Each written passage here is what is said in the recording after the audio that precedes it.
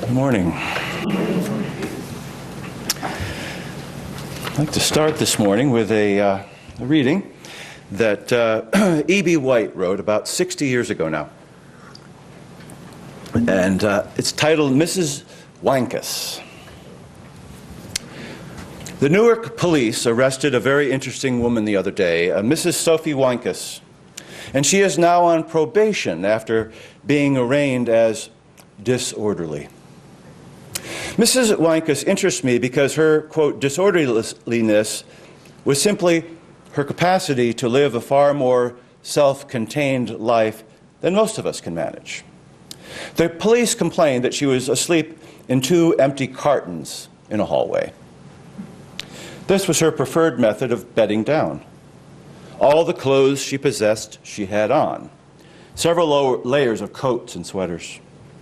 On her person were bank books showing that she was ahead of the game to the amount of $19,799.09. She was a working woman, a domestic, and on the evidence, a thrifty one. Her fault, the court held, was that she lacked a habitation.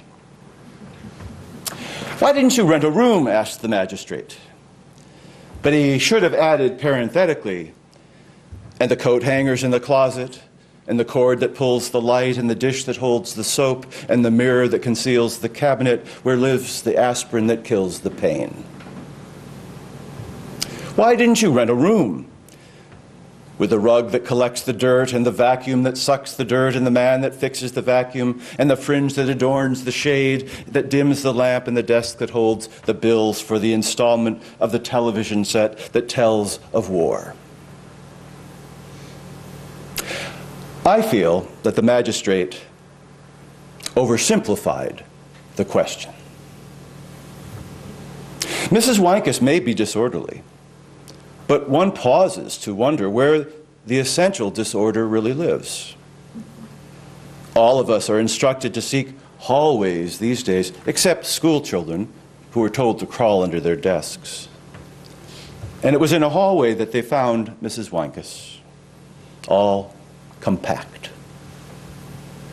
I read recently that the only hope of avoiding inflation is through the ever-increasing production of goods.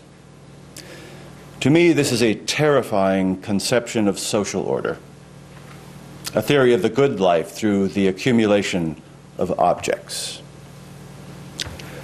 I lean toward the order of Mrs. Wankus, who has eliminated everything except what she can conveniently carry,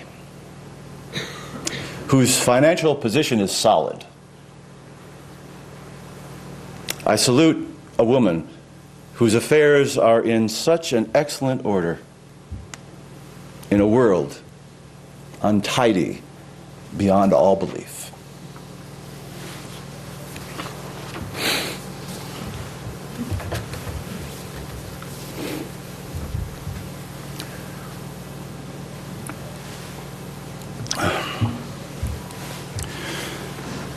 When out of town friends and family come to visit, most everyone, I'm sure, have an itinerary of points of interest to share with those people who have come to visit. Everything from museums to historical landmarks to that favorite diner that just makes that killer banana cream pie. Where do folks here tour your out-of-town guests? Where anybody want to share a place or two right in this vicinity that when somebody comes to visit, you just got to show them? Wegmans. Wegmans? Onondaga Park. Onondaga Park. Yeah. Watkins Glen.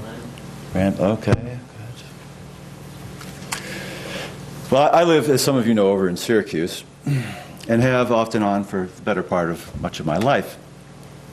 So I tailor my tours according to the interests and inclinations of my guests, as I'm sure you do. And some I know will appreciate the Everson Museum in Syracuse. It's an I.M. Pei architect building, and it's known for its world-class ceramic collection. And others who maybe have a bent for history, I guide through the Canal Museum, where the legacy of the Erie Canal is recalled, which had such an influence on that particular city. And just like some of you, I know there are some people who are just going to be blown away by Wegmans.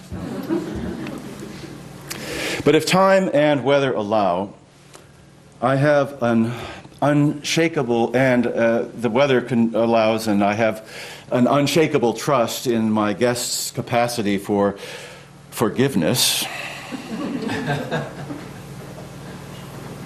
I take them to a place that the Tourist Bureau never has heard of, and I hope will always remain under their radar. It's not a place that's on any map. It's not something you'd call a museum, or maybe more of a collection. It's something of a mystery to me. It's open free of charge, and if you're lucky, the curator, quote unquote, is there to give you a tour. There aren't any signs to guide you there from the main road, and the dead-end sign no doubt sends some people going back thinking they've missed it.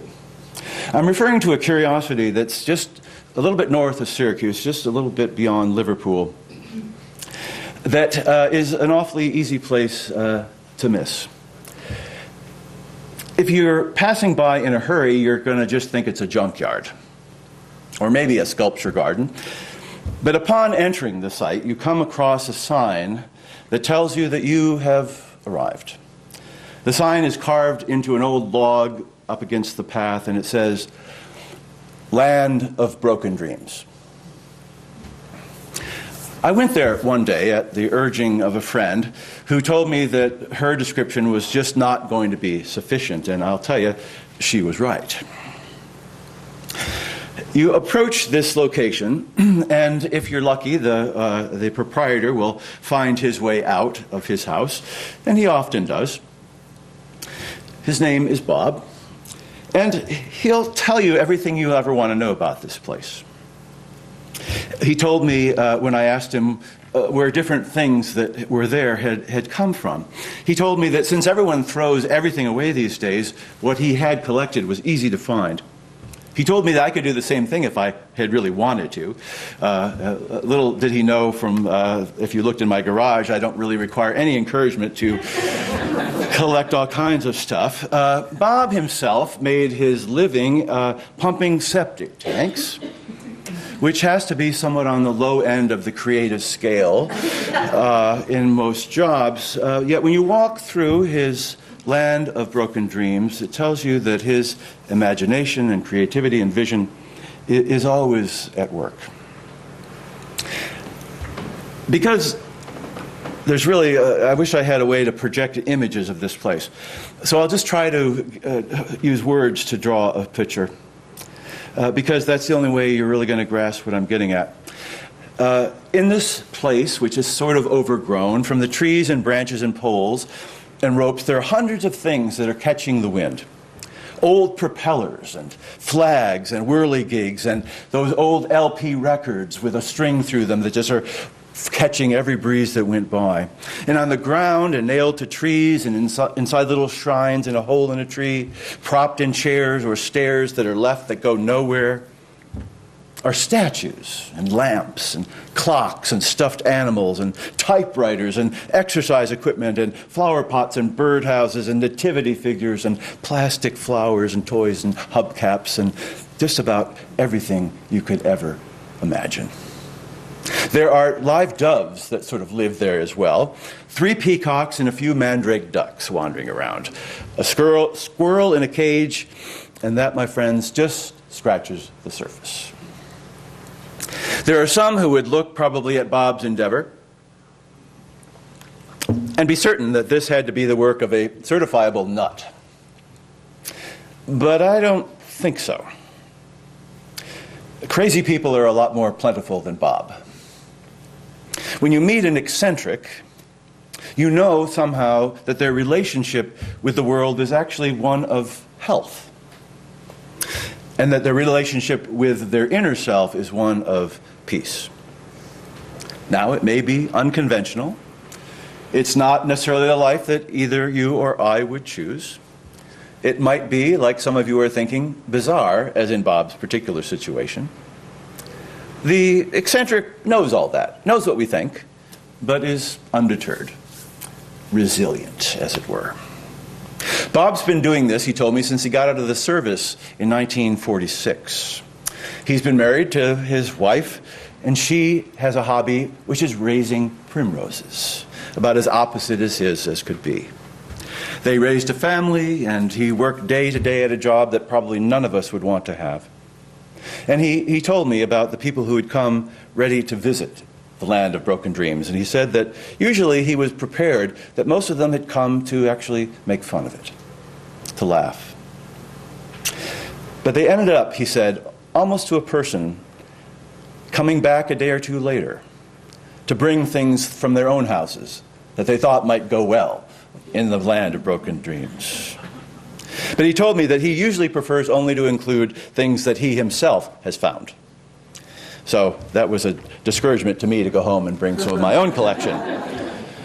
His joy is in finding the stuff, mostly broken and discarded, and bringing it together in a way that brought him delight, and others strangely as well. Living in what might be called the quote-unquote mainstream of society, most of us probably occupy a place where norms are important. By and large, most of us have arrived here dressed in a rather conventional manner. We speak what is a common language, and we share interests and hobbies that are largely socially respectable. We support the arts and the environment and education. And of course, we do that most respectable thing of all in American culture. We go to church. Even if it's not the most respectable church in town.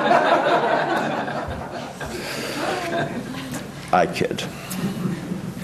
By our participation, of course, we create and maintain those norms of convention within our larger community.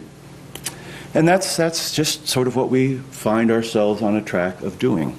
So when we meet someone who doesn't necessarily follow that same path, they gather our attention. Now, I'm not going to try to set out here any kind of pathological profile of what an eccentric person is about. Linguistically, the word eccentric comes from a Latin root that refers to anything that departs from the center. Off-center. Apart from the norm. A definition that might actually embrace many of us. I think most eccentrics, I think of most of them as people who are, as I said before, really quite well adjusted to their own reality, which may seem foreign for whatever set of reasons to the rest of us. A common characteristic to most eccentrics I've known, and I am related to several, is actually resilience, that theme of ours of the month. These people somehow have a way of knowing that they are marching to the beat of a different drummer, and that they are being viewed by others with a kind of skepticism and maybe even mocking.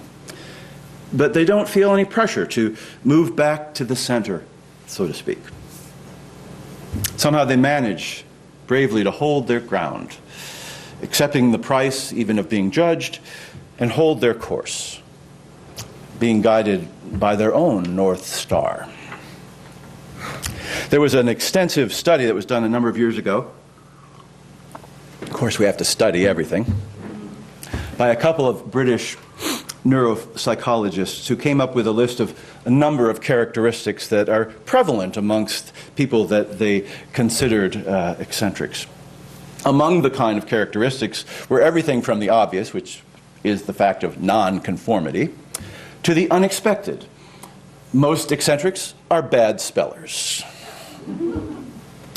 But the most essential characteristics shaped by the majority, beyond nonconformity, were creativity, a motivation of curiosity, a sense of idealism, wanting to make the world a better place in some way, and lastly, a joyful obsession with one or more interests. A joyful obsession. The eccentric, as opposed to the to the person that we might just look at with askance and think they're rather strange. Well, the eccentric is fundamentally well adjusted to their strangeness vis-a-vis the mainstream. It isn't that they're, in their way of being, that they're antisocial. They're actually what's considered asocial. What the world thinks just doesn't really matter to them too much. They demonstrate a kind of freedom, when I think of it that way. A freedom that many of us both look at with admiration and maybe just a little resentment that we don't claim that for ourselves. And that, of course, makes it hard for us to know what to do with them or about them. The leading temptation in our society is to consider them crazy and marginalize them as we do anyone who somehow doesn't quite fit in the norm, whether they be physical limitations or psychological ones. If we view someone as somehow incomplete or faulty, then what they represent somehow ceases to really matter to us. It's how our society has come to deal with anyone who we suspect of being on the margins of life. And so we build and make an industry out of building jails and high-rise ghettos for the elderly and homeless shelters and soup kitchens for the economically defeated, the psychologically wounded. We've done this not necessarily to be mean, but to keep the mainstream free of debris for our own safe passage. We'd often like to do this with the eccentrics among us, but thank God they usually decline the invitation. This creativity that I mentioned before, this mark of the eccentric, which makes perfect sense, since every act of creativity is, by definition, a point of departure from an established norm. When you think about the ongoing sort of creativity of someone in the world of painting, let's say, and the stages that have gone through historically, and seeing how a Picasso could become his own genius by so radically diverting from what was the convention of the day. We think of someone like Stravinsky, whose music was almost laughed out of the concert halls. Emily Dickinson, whose poems were discovered, bundled up in with those strings, and the first editor that got their hand on them decided that they really themselves were better suited to edit and rephrase her poetry to make it fit the poems of the day. Now, of course, not every creative act is the work of an eccentric, that's for sure. But what they bring to the world is a kind of, a kind of creative energy that's undeterred by the conventions that hold most of us in thrall. Just as creativity is an overall long continuum that all of us find ourselves on at some point or other, there's also a continuum of eccentricity, of course. What seems clear, though, is to the degree to which an individual is resistant to conformity, they're able to express their creativity, therefore, with less and less constraint. They are somehow free in a way many of us admire. Sometimes that creativity is expressed in ways that are a blessing and contribution to culture at large. I think of, from having done some reading on this, the composer Erik Satie, who wrote many compositions that would be familiar to you, even if his name doesn't ring a bell. But he was an eccentric in his own way. He set out his habits in an article that he wrote at one time called The Musician's Day, and this was to share with others his way of creating music. And he started with this. Here is the exact timetable of my daily activities. Get up, 7:18 a.m. Be inspired, 10:23 to 11:47. I take lunch at 12:11 p.m. and leave the table at 12:14. He later notes, I go to bed regularly at 10:37 p.m. Once a week on Tuesdays, I wake up with a start at 3:19 a.m. Be interesting living with him. And how about Florence Foster Jenkins? Ring a bell to anyone? Well, she had a vision of herself. She lived in the 19-teens, I think, and maybe into the 20s. She had a vision of herself as a diva, a goddess of song. Yet she had what is reported as zero talent. It was reported that her voice was quavery and colorless, that she was incapable of following a beat, and that she sang wildly out of tune. She had a huge following. Her final appearance was at Carnegie Hall. She was 76. It was sold out weeks in advance.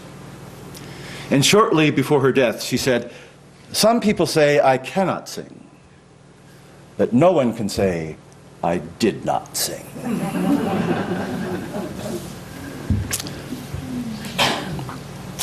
Check her out, Florence Foster Jenkins. There are actually some recordings of her, very early recordings, and you can't just blame the sound on the very old recording.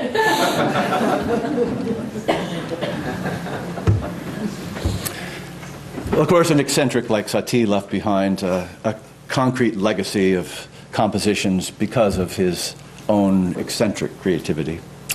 But I even think that someone like a Florence Foster Jenkins is no less significant to the world. We need people like Florence Foster Jenkins, if not for their creative legacy, as for their fearless and uncensored expression of joy. That sense that they cannot say, "She did not sing." Our ability to tolerate eccentrics has a lot to do with our own capacity to give expression to what our own vision might be of what's beautiful or good or transformative. There's a lot to be said for what conformity allows us in life. It'd be hard to live, of course, without some sense of security and predictability as we move through the world. But there is inevitably a balance that needs to be struck for most of us, and we eventually find it between that comfort that we have in conformity and the risks that we are willing to take to be part and parcel of that kind of innovative act or creativity that moves within us. And once we have struggle to find that balance for ourselves, we need to be cautious whether we have simultaneously decided unwittingly what the balance should be for someone else. True eccentrics are quite unusual as we come to know. Something like one person in every 10,000, which of course makes UU congregation something of a demographic phenomenon.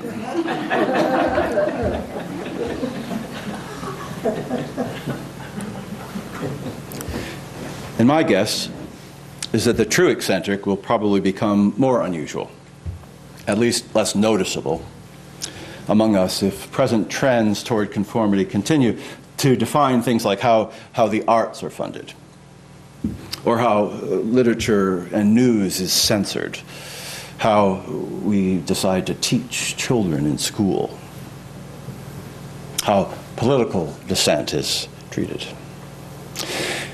And to me, the loss of those big-time eccentrics is going to take a huge toll. Because it's those major league eccentrics who harmlessly, unwittingly make it possible for the rest of us to experience a greater measure of freedom, a greater sense of hope and joy even that they can see and grasp so easily. I know you're going to sit there and wonder, how does a man in Duanesburg, New York, with a collection of over 1,000 renditions of Da Vinci's Last Supper, printed and painted by numbers and burnt in wood and woven in lace and typed with only X and O's, made of Scrabble tiles spelling out the names of the disciples, hooked in rugs, to name just a few of the 1,000, how does that enlarge your freedom?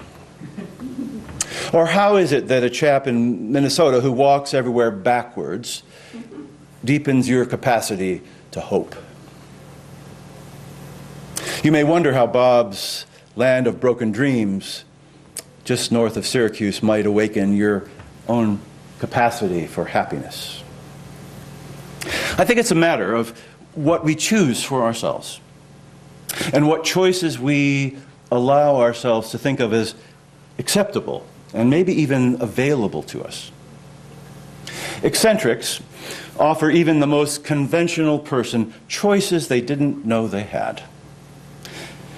We human beings are not left to just passively adapt to the environment around us. We are blessed to be able to make choices of how we will go about adapting or not adapting. Most of us choose a path that leads to a kind of obedience and conformity without really even realizing we've made the choice. The eccentric among us, and I hope all of you have at least one in mind when I speak of this, they bring a kind of energy and creativity to the response to the very same questions that are with all of us about life. But they embody this kind of healthy and determined irreverence. It's harmless to others, and it brings a kind of happiness that some of us only dream about. I think myself that eccentrics are out there poking sort of breathing holes through the heavy fabric that is sometimes what life drapes over us. We benefit from that unknowingly most of the time. They demonstrate what I see as a kind of rich human freedom in its purest, wildest even sense. They remind every one of us of the great depth of uniqueness that every soul holds, no matter what culture or genetic material they're composed of. And for some of us, they alert us to the degree of liberty that we have somehow needlessly forfeited in each of our own small wish to fit in. If I have failed to make my case this morning, which is always possible, to make my case for the place of the eccentric among us and within us, I guess all I can say is, come on over to Syracuse sometime. Take Thruway exit 38, turn right on Route 57, hit Myers Road to the end of 370, and then a right on Dewar Road. Take it to where the pavement ends and the dead-end signs appear. And see if Bob's around in his land of broken dreams. And you might, in that encounter, just find that your own dreams are somehow suddenly healed. And your own sense of yourself is astonishingly more complete. This would be my hope for you. May it be so. Join us for worship every Sunday at 10 a.m. at the Unitarian Universalist Church of Canandaigua, a welcoming congregation. We are located at 3024 Cooley Road, 4 miles west of South Main Street, Canandaigua, just north of the intersection with Routes 5 and 20. Look for the blue signs just before the turn. Your comments about this program or questions about the church are welcome at 585-396-1370 or at our website, www.canandaiguauu.org. Producer and editor, Daniel Brigham.